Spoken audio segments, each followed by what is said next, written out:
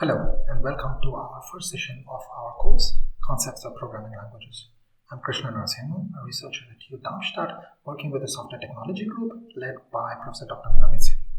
In our first session, we will look at what programming languages are, why one should learn programming languages, why one should learn concepts of programming languages, the different ways programming languages are implemented, and what tools we can use to evaluate languages.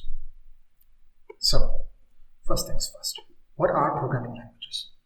Just like natural languages, which enables human beings to talk with each other, programming languages enable human beings to talk to machines. To this end, a program is a set of instructions in that particular language to allow a machine to produce all sorts of input, all sorts of outputs. For example, I am using a program that uses input from my mic, from my camera and my screen to produce what I hope is a very nice learning material for all of you. Briefly, programming languages may be imperative, like many of the popular languages that you probably know of, like C++ and Java, where instructions are specified as a sequence. Or they may be declarative, where the language enables the programmer to specify what to do and not how to do them. There are no defined flow or sequence for these instructions. Functional languages like Haskell and query languages like SQL fall into this category. Programming languages have some examples of programming languages based on their domain. Right? Programming languages have continue to exist for a variety of domains. During the late 1940s and early 1950s, a lot of programming was scientific computing using floating point numbers, arrays, and so on. Fortran and Algol 60 were designed for these purposes. Programming large systems like the ones that control rockets or the ones that control your automobiles, the car you drive, need to deal with a lot of overwhelmingly continuous use. And for this reason, they need to be efficient. C is a popular language in this domain. Business applications that allow users to generate and work on reports are important, and even today, many such systems use languages like COBOL. Finally, web software is generally written using multiple languages. This is because different sections of the web software need different forms of content, and for this, they are very dynamic. For this, you need different kinds of programming languages to support them. By this definition, would you consider HTML a programming language? Well, there are many schools of thoughts on this, but markup languages that describe how content needs to be formatted, like HTML and XML, are not considered programming languages because they do not contain explicit instructions on what task to perform, nor do they contain instructions on how to do them. I will leave this discussion here because, just like the other schools of thought, I'm pretty sure there are many of you who come from a school of thought where you believe HTML or where you think HTML is a programming language, and that is true from a particular school of thought. But what I want to highlight here is that although the definition of programming language sounds very arbitrary and broad, there is a boundary to it depending on who you talk to. Now, why should you learn programming languages? Right? So there are many reasons. The first reason is that you have increased ability to express new ideas. This is similar to natural languages. Right? There are actually literatures and books which describe, which show how the power of language is directly connected to how people in a particular culture think. This is no different. In fact, this is more strict with programming languages because the kind of control structures, data structures you have at your disposal from the programming language defines or restricts your ability to compose ideas using this programming language. Now, well, there could be a counter-argument here. Counter-argument here is that if you learn concepts of one language, one programming language, it does not help you with other languages. This is not true. A developer who has learned the power of arrays, for example, arrays in a language like C, will be able to simulate the behavior in other languages that may not support this construct. So it is important to learn concepts of programming languages so that you can express new ideas fluently. Now, the second reason is that you get improved ability to choose appropriate language. Your flexibility to choose languages also improves, right? Consider the scenario. It is known that developers are comfortable in one language. Developers who are comfortable in one language are reluctant to move to another language. But consider a developer who is well versed with the foundational concepts of languages in a language agnostic fashion. she or he would be more ready to choose other languages that better fit the project requirements. The third reason is that learning concepts of programming languages allows you to understand the significance of implementation. Understanding implementation issues leads to understanding why languages are designed the way they are. This will help programmers to use languages more cleverly, and they will also understand the consequence of each choice they make. And the second last reason is that you developers who understand fundamentals of programming languages will be able to use already known languages much better, right? This is because programmers generally use only parts of language constructs, even in their favorite language. But understanding concepts of programming languages allows developers to apply unused parts of their already known programming languages better.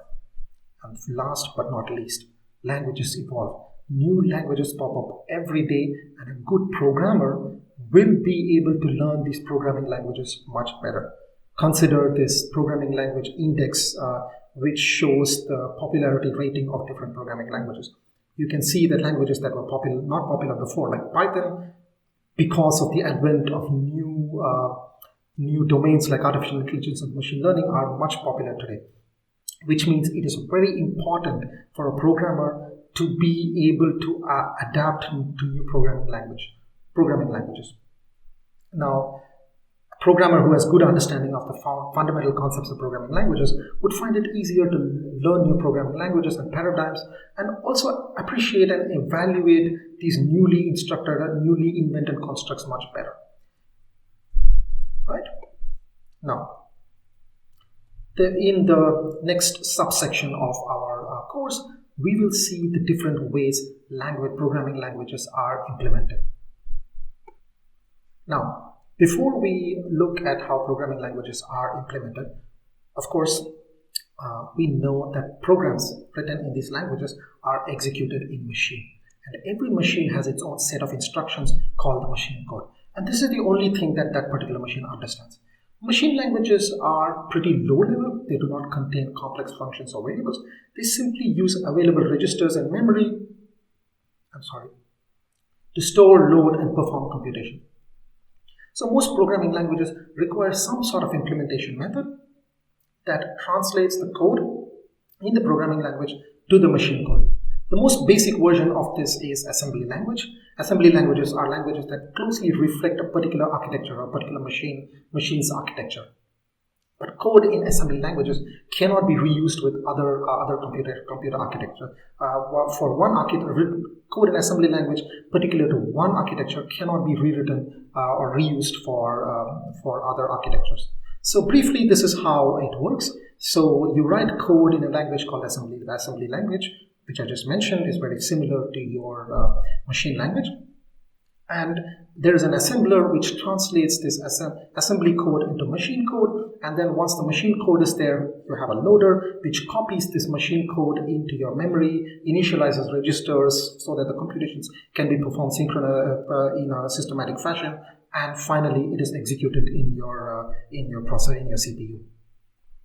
Now, assembly languages are not intuitive to a program, right? You don't, when you're thinking of complex processes or when you're thinking of designing a large-scale system for your robot or your rocket, you cannot think in assembly language.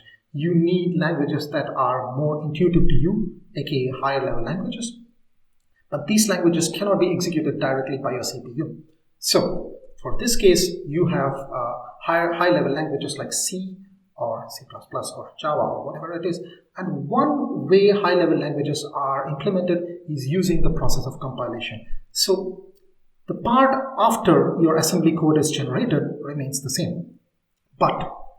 So when there is a compiler which takes your high-level code, translates it into assembly code, and the remaining parts remain the same.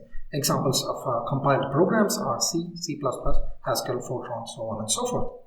Let's look at the example compilation process of C. Again, this is a very simplified version of it. So in C, your source code is written in .c files. Your compiler translates them into assembly code or .asm files, and the assembler assembles them and creates object files or .obj files. Your compiler also has the option to act directly as an assembler so that you create object-for-object files. And there is a component called the linker, which is used to link libraries that your code uses. These days, modern software is not generally standalone, but rather use a lot of third-party libraries, for example, to perform complex mathematical computations. Right? These come as DLL files for C. Then they are linked, and binary executable code is generated, which is directly readable by a machine. So, the other way programming languages are implemented is through interpreters, right? Pure interpretation lies on the opposite side of compilation. Here, the program is not translated into machine code. The interpreter deals with source code statements or instructions than on the machine code. Technically, this is very slow, primarily due to the high cost of decoding high-level instructions compared to the machine instructions. But generally, the idea here is that your interpreter fetches instructions from your source code one by one, and it executes them, and so on and so forth till the cycle continues. A popular example of this is Python. Here is a very simplified description of how Python interprets your code. As long as there is a next operation in your source code, it loads the next operation and finds out if there is a specialized code somewhere which knows how to execute this operation, and it loads the parameters for this operation, input parameters for this operation, then it performs the operation, continues to the next operation, and so on and so forth. Many modern programming languages do not stick to one or the other methodology of implementations. Examples like Java, Scala, C#, and things like this. They try to combine the best of both worlds. How they do it is that they have their own intermediate language. They translate code into this intermediate language, and this intermediate language, parts of the intermediate language or blocks, are compiled into machine code while executing only when they are needed. For example, you can consider blocks as methods, where as and when a method is called, methods or functions are called, it compiles that particular block from your intermediate language into machine code and executes them. This was true with most older versions of Java. Modern versions of Java also do compilation, have pre-compiled versions because of the performance issues that come out of this. Performance and memory usage, although better than interpreted code, can be higher than pre-compiled code. And these languages are also significantly more difficult to build. So, in the final subsection of this session, we will look at how you can evaluate and critique languages. Right? In order to evaluate languages and their impact on software development process, we need a set of criteria. We need to note that this list could be controversial, and generally it is hard for multiple programmers or computer scientists to agree on them. But most of them agree that readability, writability, reliability, and cost are factors that are important for all programming languages. And to measure these categories, measure these criterions, we will look at a bunch of factors we will look at a bunch of measurement tools that help measure each of these criteria. Right? First thing is readability. Now, readability on a high level is what you would think. It answers the question, is your program written in this particular language easy to read? But this is not a blanket comparison where one language is more readable than the other, because this depends on the domain and the reader's background. Consider a couple of synthetic code snippets, imaginary code snippets in a couple of imaginary languages. One language allows you to write the equations as you would write in a paper and pen. You have your sigma, v square, where v belongs to a set S, and u square root the whole summation. Right?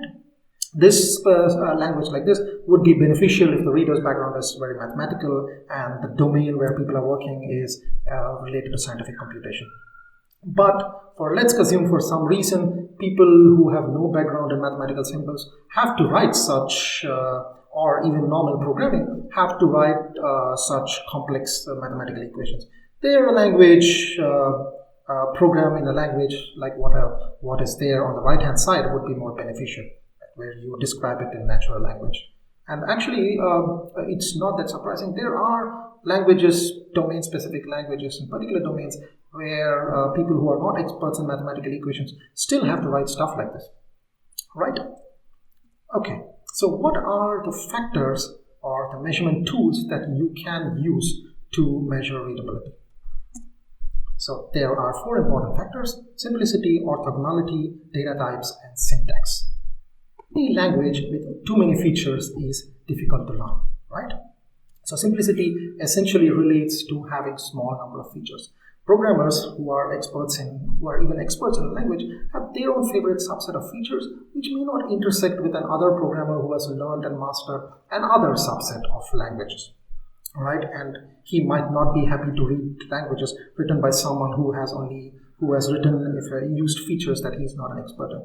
So it is advisable to keep features to a minimal as minimal as possible. One characteristic that complicates this is feature multiplicity. Consider Java. It has a couple of ways that you can, more than a couple of ways that you can increment a counter. Although incrementing a counter, learning a couple of ways is not that difficult, the point to drive home is that if you have multiple ways to accomplish the same task in your programming language, this hampers the readability.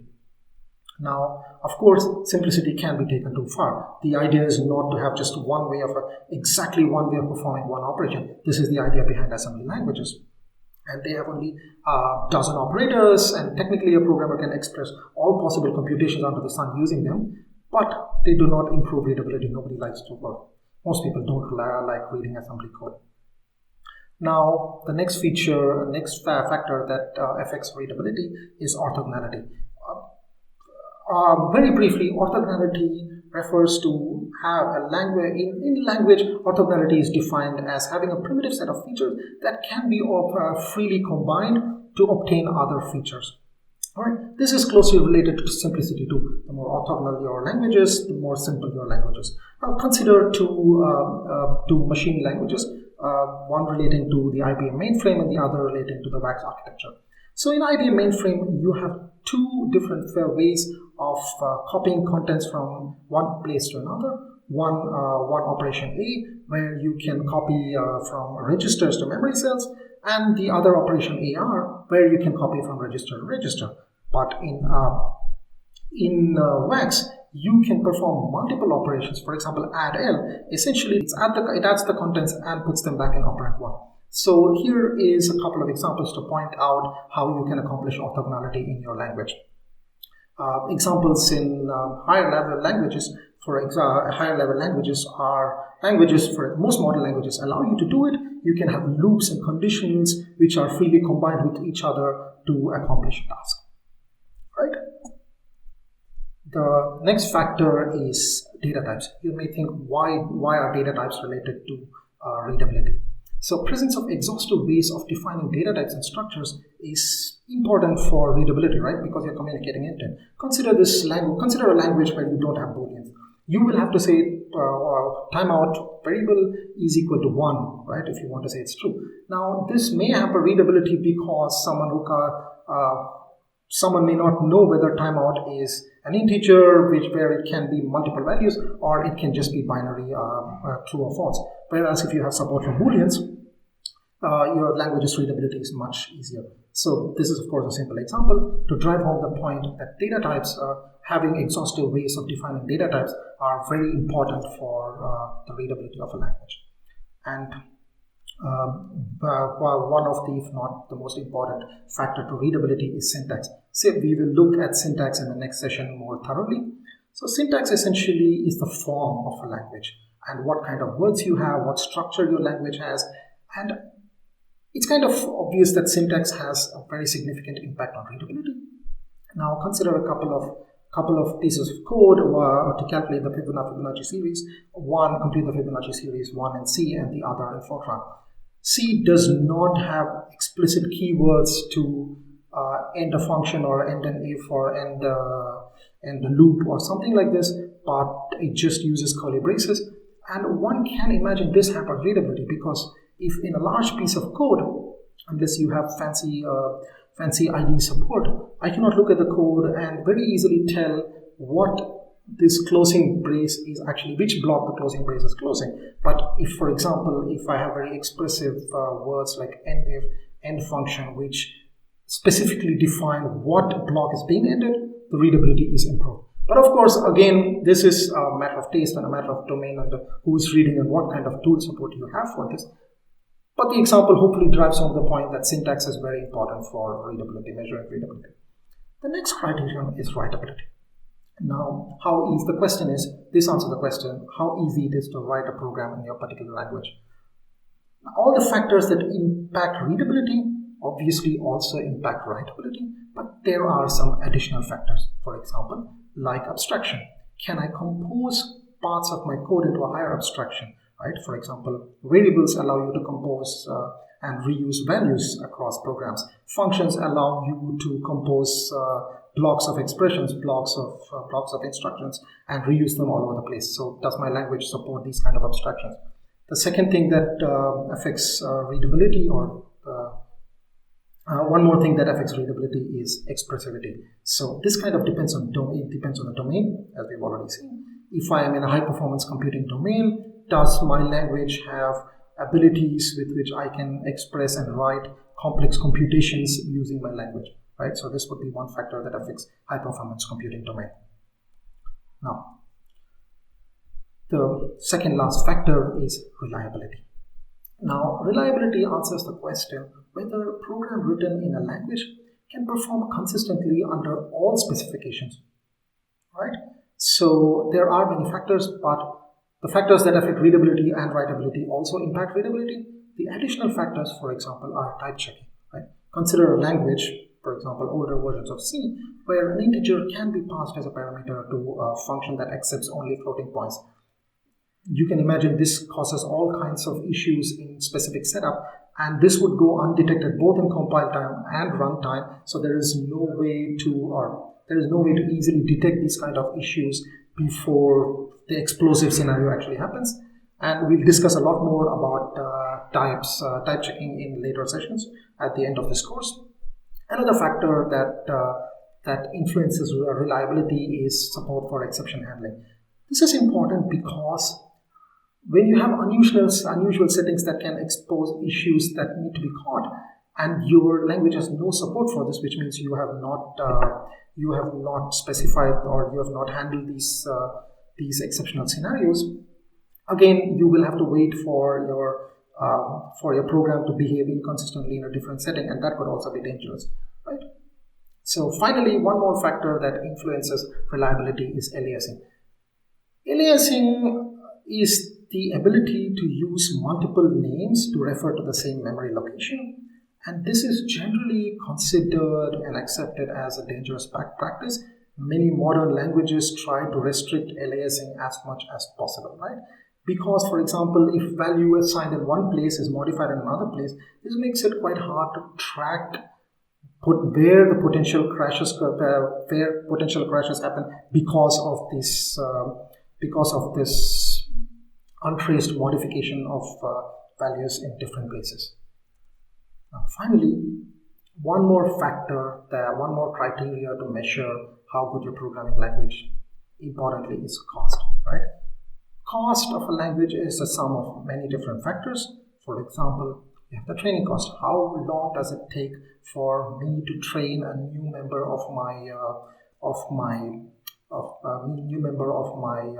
project with the new language? Because I don't want to always decide what language I'm going to use for a project based on how well versed my team is in a particular language, right? So training time should be less. And how long does it take to program particular tasks?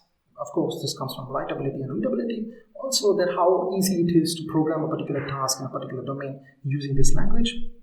Compilation, how long, after I've written my program, how long does it, if my language is compiled, how long does it take to compile and produce machine code, right?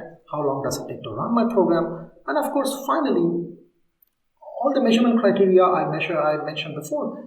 Many specialized tools like integrated development environments, static analysis tools, software tools, measure all of them or many of them for you automatically. And the question is, what kind of finances you need to spend so that you can acquire these specialized tools. This is also a factor that goes into calculating the cost of your programming language, right? So, to summarize the language evaluation criteria that we have seen, We have seen readability, writability, reliability, and there are these 9 factors that go into measuring readability, reliability, and writability, and this is a summary table of that. Drives us to the end of the current session. Hopefully I have excited you enough to learn the concepts of programming languages, and I'm quite excited that we will learn together many important, many exciting concepts of programming languages in the upcoming sessions. Thank you very much, and see you in the next session.